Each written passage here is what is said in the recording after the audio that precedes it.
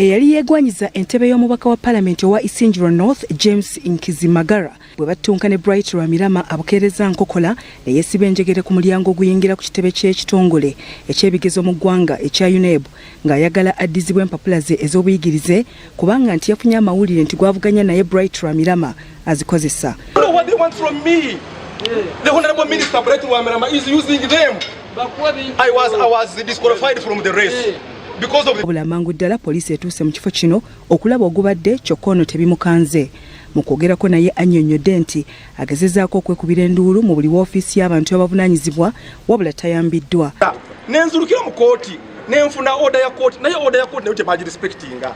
Ne bampa hearing ne bagaana okumpa ruling baagala time empiteko nibenda nkole ki bagenda okunzitira wano leero oba bantwale ruzira manye nti ndi ruzira naye nfiirira documents zange ze nasomerera. Manti empapula ze ez'obuyigirize zaamuggyibwako wabula buli lwabadde agezaako okwogera nga bamukoona ku luwonzi ssaako okusibibwa wadde nga juzi yayimbulwa ku kakalu ka poliisi. Talina ground Lwamirama akoseza emiringo embi atukubye bankuba emigo mu primaries wendi wano ntambwira ku police bond ampabidde emisango egisuka mu 5 mu poliisi. Every time bantwala ku police every time bane kabangali bwe yaraba nga tekimala abantu nga tebasobola kumvaako yadda wano nakona ivinga n'aba UNEB empapula zange ne bazisazaamu ze nasomerera natuuka wano ne baŋŋamba empapula z'omu system weeziri naye si gwe nannyinizo embaga munange mu Uganda muno omuntu okweyogerako nti gwe nannyini empapula olina okuba nga olina ID olina ebbaluwa z'abakusomesa olina obujulizibwa abantu bwe wasoma nabo abantu batwala mu kibiina najja nabo nemba kyalo UNEB aba O-level ne A-level munange ono omuntu mwe twasoma naye UNEB yagaana wakuba omukyala IGG Ana Muhirwe simanyi nkolegana gy'alina ne minisita.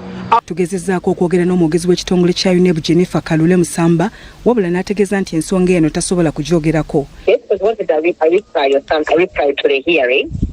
And we are working with them because we didn't publish in there with it. So it was sent to our lawyer, our external lawyer, who was freestanding and sending the letter to the external lawyer. Poliisi yogerezeganyizza ne yeemulugunya kyokka ne muteeka ku kabanga lya poliisi.